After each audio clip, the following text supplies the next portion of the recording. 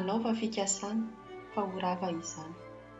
Manaova lahateny aman-karadiny fa tsy hisy ho tanteraka akory ireny satria Andriamanitra no momba anay.